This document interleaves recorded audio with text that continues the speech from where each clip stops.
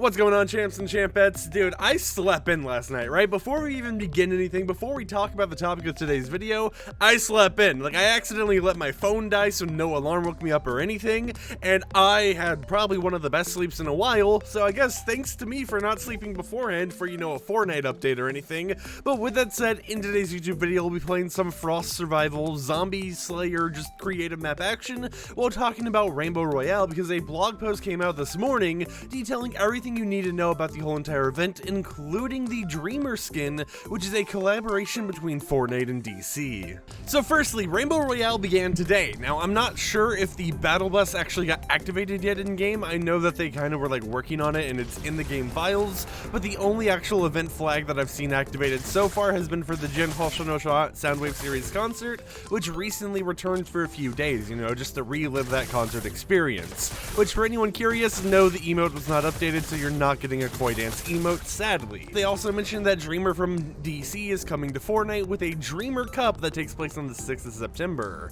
Now, this skin is a very interesting one because in yesterday's video, we talked about how the skin had a very interesting little gimmick going on with it, where instead of, saying Chapter 3 Season 3 for the season source, it said Chapter 3 Season 4. So it appears that this was just a glitch and they will be fixing it in the very near future by actually, just giving people the correct skin, and then later down the line when we get a brand new Fortnite update, most likely the new season, or V21.51, they're going to be actually changing that back to Chapter 3 Season 3, just so it's accurate. There might have been some, internal debates or something going on about, hey, do we sell this now, or do we go ahead and make it something for the next season? The cup itself is a zero-build squads cup that takes place on September 6th, and currently in the in-game menu, it's a little bugged, because if you go in-game and you go to your events tab, it firstly says that it's the Somerset Cup, but it also says it's a duo squads tournament that happens on September 6th. So, there's a little bit of some finicky stuff going on with that, but overall, the general purpose of this actual cup is in the game,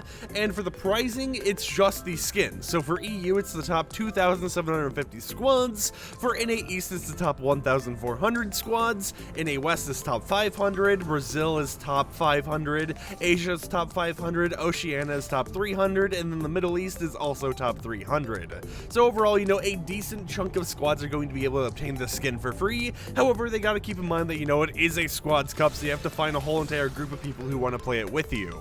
Other than all of this, I know there's been a lot of speculation over if we're getting some free skins and stuff like that, but it appears that the only free cosmetics we're going to be getting from Rainbow Royale will be in the item shop tonight, and it's the old Rainbow Royale cosmetics from 2021, and then the brand new Rainbow Royale cosmetics from this year. So in total, you're going to get around like 5 sprays entirely for free, 2 loading screens, a few emotes, an emoticon, a music pack, and more, just for playing Fortnite and enjoying, the little Pride event Epic Games is putting on, which is set to last from today all the way to September 16th, so basically until the end of this season. It's going to be going on for the entirety of that, and then we'll be diving into Chapter 3 Season 4 right afterwards.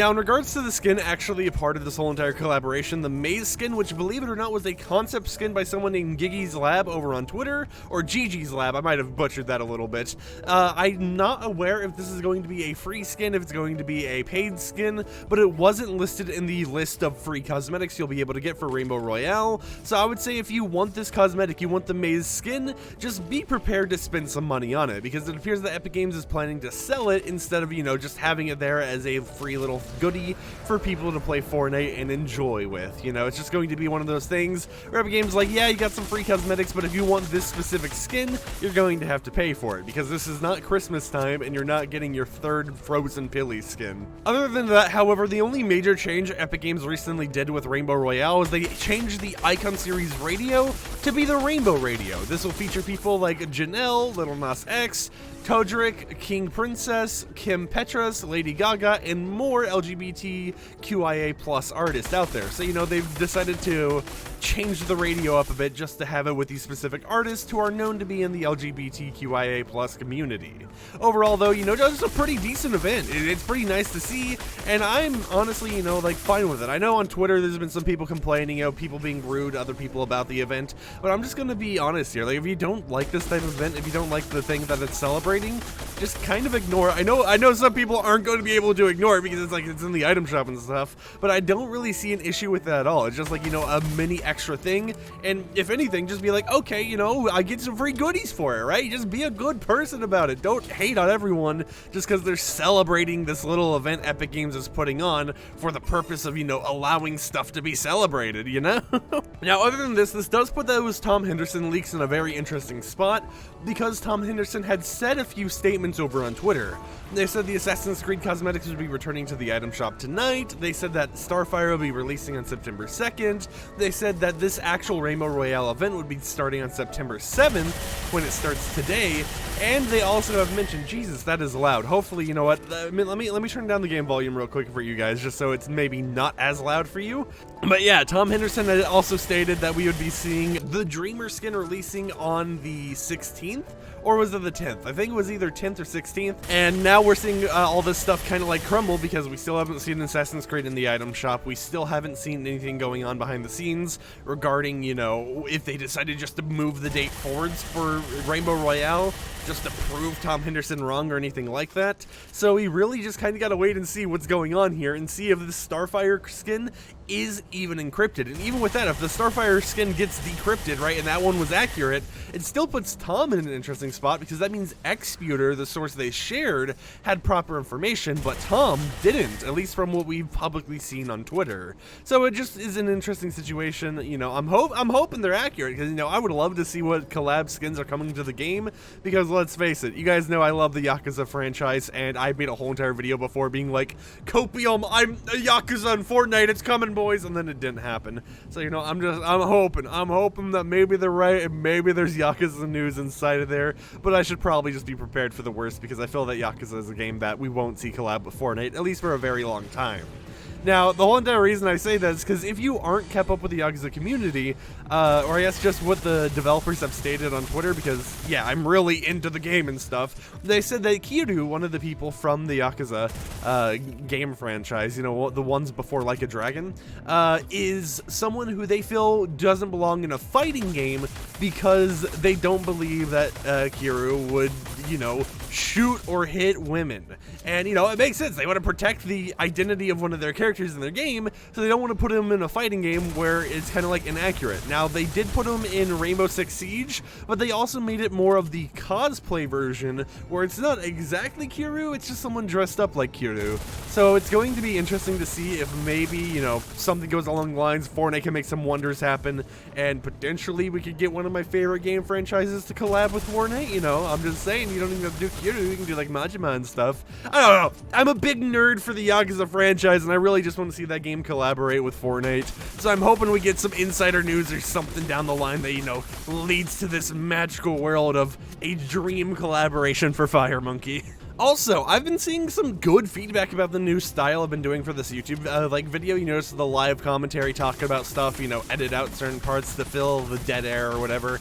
And I think I'm going to make this like a permanent style I do on both of my channels, because it's going well for you guys. You guys are enjoying it. I'm enjoying making this, because I don't know why, I prefer this over just, you know, the cut little content before. Because if you were, oh my god, what happened to my voice? Because if you were curious how I've made my videos before this, you know, before I tried doing this live commentary style, it really was just record some background footage. All right, background footage recorded. Now go in game, go ahead and, well, actually not go in game, but, you know, once you've recorded your background footage, go ahead, open up like a sticky note document, put the notes of everything you want to talk about in that document, record the video, record it in multiple parts, and then, you know, cut together all the parts so it's accurate enough that, you know, you don't have all these rambling on moments or whatever. Well, I guess not rambling on exactly, but more moments where it's like, I'm just saying complete nonsense and I'm like, you know, messing up a line or something like that.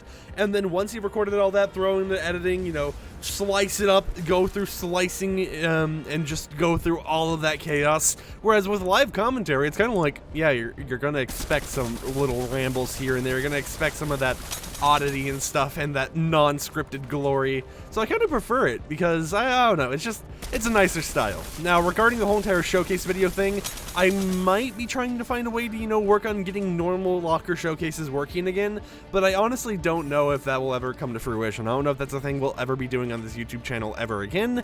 And, you know, it might just be better to start innovating and doing different things like this live commentary format, because let's face it, showcase videos obviously aren't going to last forever. It requires doing stuff that Epic Games did not intend to be done, such as private servers, you know, modifying files, all that type of stuff. So obviously it's just a downhill battle where if we find a fix that is, you know, a public fix or anything like that, then maybe a week or a month later, the fix is just going to break again, and it's going to be a situation where it's like, well, we're back to square one. Time to tell my YouTube followers, hey guys, so a little thing happened. I don't know what to do.